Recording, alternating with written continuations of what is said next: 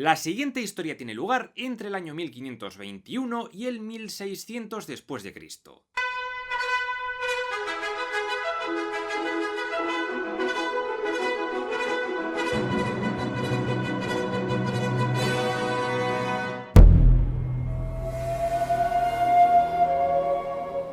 En los capítulos anteriores conocimos las 4 primeras guerras italianas, guerras entre España y Francia, las dos grandes potencias europeas que se disputaban el territorio italiano. Ahora conoceremos las 5 últimas guerras que, alerta spoiler, darían la supremacía sobre la península itálica al Imperio Español. Primero hagamos un breve repaso. En las anteriores guerras, Francia había intentado en varias ocasiones reclamar el reino de Nápoles, pero todo le salió mal, y fueron los reyes católicos, los monarcas de España, quienes se apoderaron de este reino en 1504, y fue gobernado por un virrey, que ejercía como gobernador. En 1519, Maximiliano I de Habsburgo, emperador del Sacro Imperio Romano Germánico, la palmó, por lo que su puesto recayó en su nieto, Carlos I de España y ahora V del Sacro Imperio, o de Alemania, quien también era nieto de los fallecidos reyes católicos y monarcas de España. Es decir, que gracias a esta herencia, este chaval tenía como un tercio de Europa bajo su control.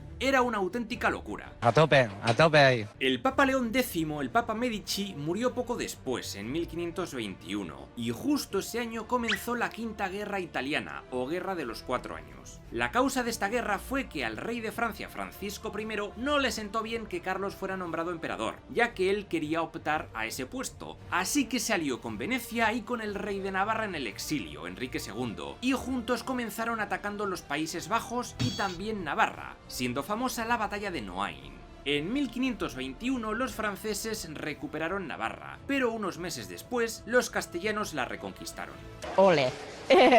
Mientras todo esto pasaba, en Alemania ocurría la Dieta de Worms, en la que el emperador Carlos se enfrentaba a Martín Lutero y a su reforma protestante. La respuesta de la Iglesia Católica para evitar el avance de las doctrinas de Lutero es lo que se conoce como Contrarreforma. Si queréis saber más de esto, id a este otro vídeo.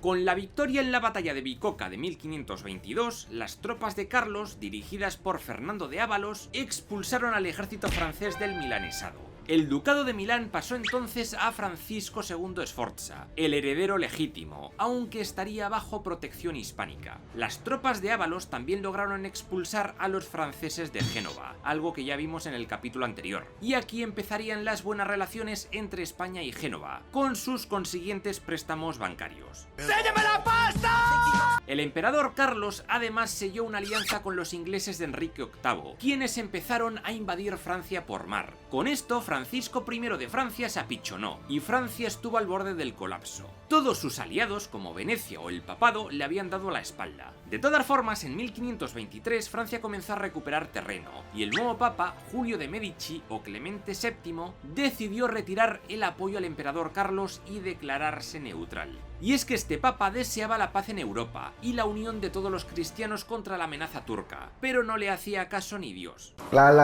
En febrero de 1525, Francisco I contraatacó y en una operación relámpago trató de recuperar el ducado milanés con un ejército de más de 40.000 hombres. Sin embargo, el francés acabó sufriendo una desastrosa derrota en la batalla de Pavía. La caballería pesada francesa no fue rival para los lansquenetes y arcabuceros españoles. Francisco I no solo perdió, sino que también fue capturado y encarcelado en España, concretamente en la Casa y Torre de los Lujanes, en Madrid.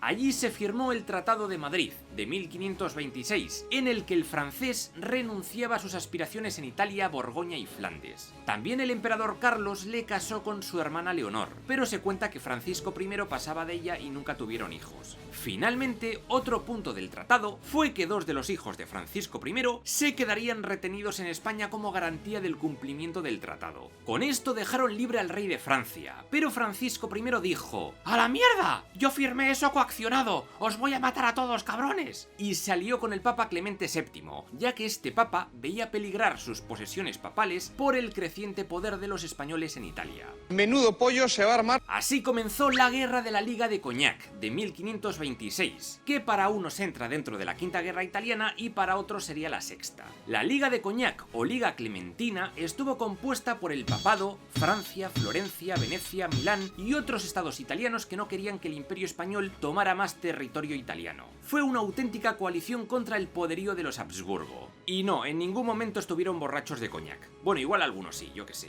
Y ya saben cómo me pongo, ¿para qué me invitan? El resultado fue que las tropas de Carlos atravesaron Lombardía. El duque de Milán, Francisco II Sforza, se vio obligado a abandonar su ducado ante el imparable avance español. Más tarde tomaron Florencia y en 1527 asediaron Roma y se produjo el famoso saqueo de Roma, o Sacco di Roma. Aquí las tropas imperiales entraron por la fuerza en Roma causando caos, saqueos, incendios y destrozos. El Papa Clemente VII, que estaba refugiado en el Castel de San Angelo, se rindió y fue arrestado. Al año siguiente, franceses y genoveses pusieron en jaque la ciudad de Nápoles, pero el inesperado cambio de bando del almirante genovés Andrea Doria dio la victoria a la monarquía hispánica. En 1529 destaca la batalla del Andriano, en el norte de Italia, donde los franceses fueron completamente derrotados. Al final todos hicieron las paces en la Paz de Cambrai, de 1529, o Paz de las Damas, en la cual Francisco I renunció a sus pretensiones y tuvo que pagar para que liberaran a sus hijos, retenidos en España desde lo de Pavía. Además, España recibió territorios al sur de Italia, como Apulia. ¡Sí!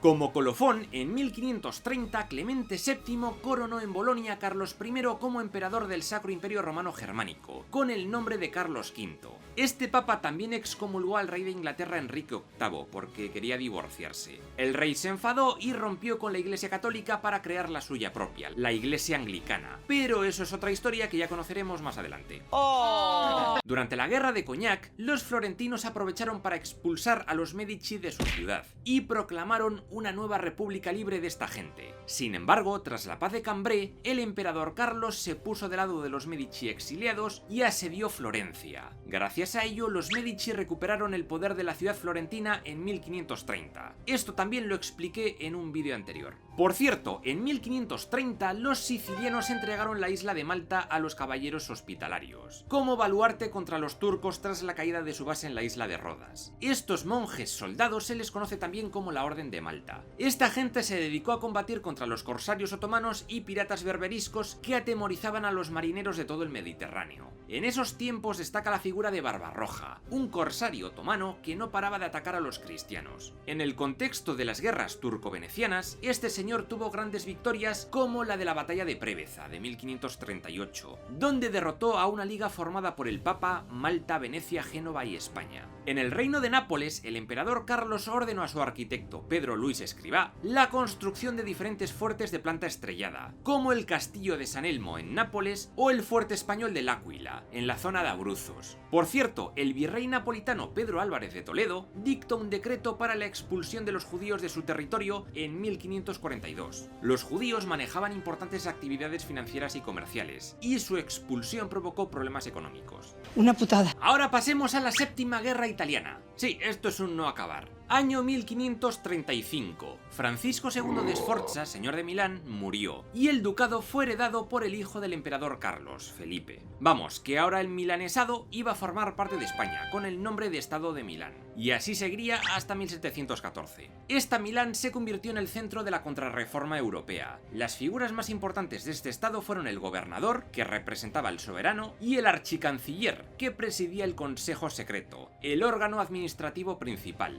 En 1543 se creó la Congregazione di Stato, una asamblea en la que estaban representados condes y alcaldes tanto de ciudades como del campo.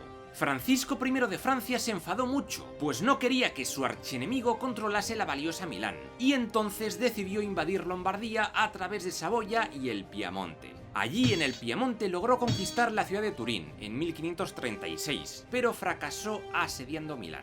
Como respuesta, el emperador Carlos invadió la Provenza, aunque se retiró al llegar a Aviñón, pues estaba muy fortificada. Francisco, viendo que no tenía mucho que hacer, pidió la paz y se firmó la tregua de Niza, por la que gran parte del ducado de Saboya y del Piamonte quedaron en manos francesas. Se cuenta que durante la firma del tratado, los dos monarcas rechazaron estar sentados en la misma habitación de lo mal que se llevaban, y el Papa Paulo III tenía que ir de habitación en habitación mediando entre ambos. Son como niños.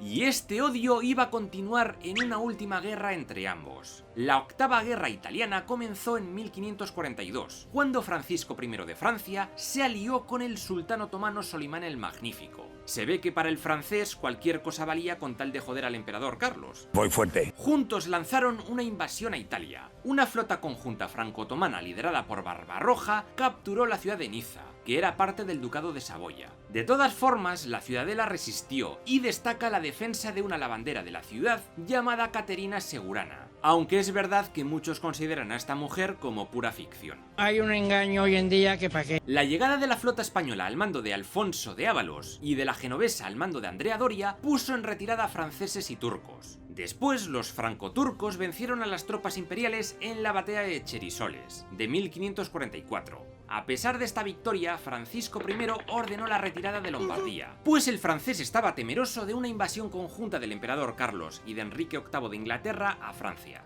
En 1544, el ejército hispano derrotó a un ejército mercenario del francés en Italia en la batalla de Serravalle, que marcó el final de esta guerra. Ambos contendientes acabaron bastante jodidos, y Carlos estaba mal de fondos debido a la cuestión religiosa en Alemania. Por ello se firmó rapidito la Paz de Crepí, de 1544. Nadie salió ganando en este conflicto. Todos perdieron muchísimo dinero haciendo el canelo. ¡Es que son tontos! Poco después, en 1547, murieron Enrique VIII de Inglaterra y también Francisco I de Francia. Este fue sucedido por su hijo Enrique II. Por cierto, el nuevo papa, Pablo III o Paulo III, aprobó hacia 1540 nuevas órdenes religiosas, entre las que se encontraban los capuchinos y los jesuitas. Esta orden de los jesuitas, o Compañía de Jesús, fue creada por Ignacio de Loyola. Esta orden se dedicó a renovar la vida espiritual católica. En 1545, Paulo III convocó el Concilio de Trento. Trento era una ciudad imperial libre situada en el norte de Italia. Se convocó en respuesta a la reforma protestante de Lutero, y durante los casi 20 años que duró, los diferentes religiosos fueron definiendo mejor la doctrina católica a la par que condenaban muchos dogmas protestantes. Este concilio está considerado como el más influyente de la Iglesia católica. Amén. También en esta época, Nicolás Copérnico, un astrónomo polaco-prusiano, publicó su teoría heliocéntrica, es decir, que la Tierra y el resto de planetas se movían en torno al Sol, y no al revés. Para muchos, este descubrimiento se considera el inicio de la astronomía moderna. Sin embargo, muchos otros científicos y religiosos veían mal que la Tierra no fuese el centro del universo, y además Copérnico no pudo demostrar sus teorías con pruebas matemáticas sólidas. De eso ya se encargarían Giordano Bruno y Galileo Galilei unas décadas después, aunque con muchas dificultades, ya lo veremos. Tras esto ya solo nos queda una última guerra, la Novena Guerra Italiana. Fue una guerra larga que comenzó en 1551 y acabó en 1559. Empezó porque el joven Enrique II de Francia decidió atacar al archienemigo de su padre, Carlos I, para retomar Italia y acabar con la hegemonía de los Habsburgo en Europa, y para que Francia fuera la gran potencia, algo que por cierto no ocurrió. La invasión comenzó bien, con el apoyo de las tropas papales de Paulo IV, pero sus tropas se atascaron en la Toscana y sufrieron un revés en la batalla de Marciano de 1554. Aquí, Cosme I de Toscana, apoyado por España y el Sacro Imperio, derrotó a la República de Siena, que apoyaba a los franceses. Esto hizo que Florencia acabara absorbiendo el territorio sienés. Los españoles también ocuparon toda la Toscana y se hicieron con algunos enclaves costeros e isleños, creando así los presidios de Toscana, que fueron parte de España hasta 1707. El emperador Carlos I estaba ya muy mayor y decidió abdicar en su hijo en 1556 y se retiró a un monasterio a vivir de tranquis. La mar de gusto, una maravilla. Este hijo fue Felipe II, que se quedó con España, mientras que su tío Fernando de Habsburgo, el hermano de Carlos I, se quedó con todo el Sacro Imperio. Felipe II decidió atacar a los franceses, pero no en Italia, sino en Flandes, y aquí tuvo lugar la famosa batalla de San Quintín, de 1557, en la que el duque Manuel Filiberto de Saboya se puso al servicio de los españoles. Es Ese mismo año, en la batalla de Civitella, en Nápoles, los españoles lograron otra victoria sobre Francia. Y al año siguiente ocurrió la batalla de Gravelinas, con una victoria española tan rotunda que supuso la retirada definitiva de las tropas francesas tanto de los Países Bajos como de Italia. Esto hizo que el duque de Saboya pudiera recuperar los territorios del ducado de Saboya que Francia le conquistó tiempo atrás. Fue en este punto cuando este ducado comenzó a despegar. Tras todas estas victorias, los dos enemigos firmaron la paz de Cateau-Cambrésis, en la que Francia renunciaba ya por fin y para siempre a sus reivindicaciones italianas. Eso sí, recuperó Calais, la última plaza inglesa en suelo francés desde la Guerra de los 100 años. Y con esto ya se acabó el tiempo de las guerras italianas. Ahora sí, por fin. ¿Qué consecuencias tuvieron estas guerras? La primera, que Italia quedó devastada y en la mierda. Aún así, los Medici de Florencia crearon un nuevo estado conocido como el Gran Ducado de Toscana. Aquí podéis ver el mapa de la época. No habría ya muchos más cambios en los siglos siguientes. Y la segunda consecuencia fue que todos estos monarcas, los de España y los de Francia sobre todo, se arruinaron bastante y acabaron endeudados con todo el mundo. Aún así, la Casa de Austria, a la que pertenecía Felipe II de España, se asentó como la primera potencia mundial. La monarquía hispánica controlaba España, Países Bajos, gran parte de América y gran parte del norte y sur italianos. Casi nada. Por cierto, te recuerdo que en este canal estoy intentando resumir toda la historia del mundo por orden cronológico. Si quieres ver todos los vídeos de historia por orden, te recomiendo usar las listas de reproducción que encontrarás en el comentario fijado de todos los vídeos. Es una labor titánica que me lleva mucho tiempo y esfuerzo, así que si puedes, te animo a apoyar este canal compartiendo los vídeos. No olvides suscribirte y darle a la campanita para estar al tanto de nuevos vídeos. Y sobre todo, dale like y comenta, porque ayuda a que el algoritmo no entierre el vídeo. Muchas gracias y ahora continuemos con la historia. It's fucking cool.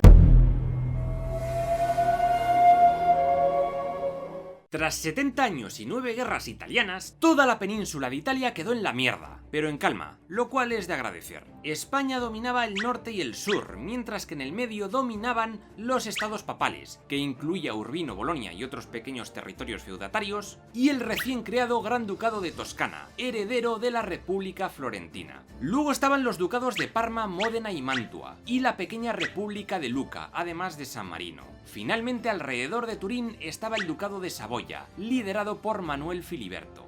Dentro de Saboya encontraríamos los pequeños marquesados de Saluzzo y de Monferrato, que técnicamente eran feudos del Sacro Imperio, y aparte tendríamos la República de Génova al oeste y la de Venecia al este. También habría que hablar de la isla de Malta. Ya conté que había sido cedida a la Orden Hospitalaria, ahora conocida como Orden de Malta. Resulta que en 1565 ocurrió el Gran Sitio de Malta, un asedio bestial por parte de los turcos otomanos. La isla era importante por su estratégica posición, ya que controlaba las rutas comerciales por todo el Mediterráneo. Durante el asedio al fuerte de San Telmo murió Turgut Reis, un importante corsario otomano. Aunque más tarde los turcos tomaron la fortaleza, las tropas del gran maestre de la Orden de Malta, Jean Parisot de la Valette, lograron expulsarles con ayuda de los tercios españoles. Esto supuso un freno a las ansias expansionistas de los turcos, pues perdieron casi la mitad de su ejército. En honor a La Valette, la capital de este país, Malta, se llama así, La Valeta. Aquí rodaron, por cierto, parte de la última película de Jurassic World.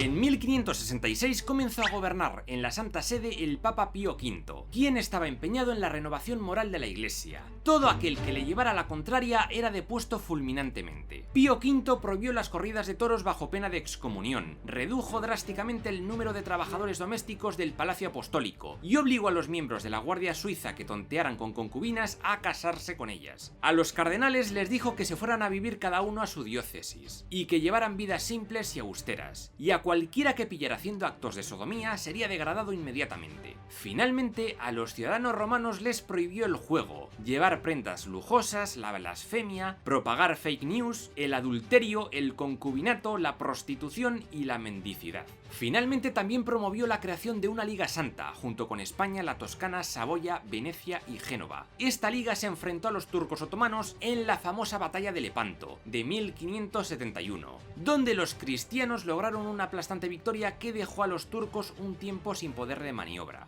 Toma, tomate. Mientras tanto, en Alemania, el movimiento protestante destruía imágenes y proscribió el arte religioso, mientras que Roma, sede de la Iglesia Católica, como contestación, multiplicó ese arte, dando lugar al arte barroco, un estilo recargado opuesto a los ideales reformistas. Se potenciaron los colores, la ornamentación y los materiales preciosos. Se levantaron estatuas de mármol y se pintaron coloridos frescos y cuadros. Ignacio de Loyola fundó la Universidad Pontificia Gregoriana en 1551, dedicada al nuevo Papa Gregorio XIII, por su gran apoyo a la orden de los jesuitas. Este papa además es famoso por la reforma del calendario juliano, que tenía algunos fallitos de cálculo, dando lugar así al calendario gregoriano, que es el que tenemos hoy día.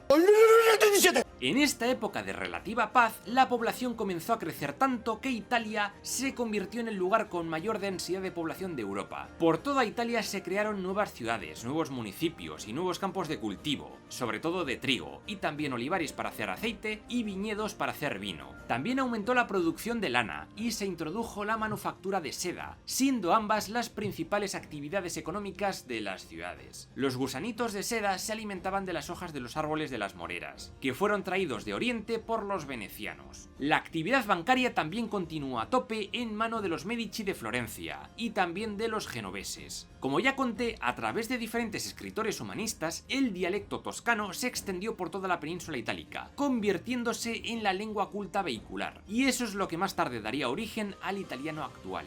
Questo di pesto, testa di testa, di testa testa. Tu sei un pazzo, vavi da qui. Ma così, questo di pesto testa, di pesto testa, di pesto pesto. Las universidades de Padua o Bolonia, entre otras muchas, se convirtieron en referentes en el estudio de anatomía, matemáticas y otras ciencias. Y este conocimiento también se fue difundiendo a otras universidades europeas. La educación humanista y la visión romántica del mundo clásico propios del Renacimiento dieron cohesión a todo el lugar a pesar de las diferentes guerras y conflictos. La ropa y la gastronomía italiana se pusieron muy de moda en las cortes principescas de media Europa. Eso sí, aún no se había inventado la pizza. Eso ocurriría en los barrios marginales de Nápoles durante el siglo XVIII.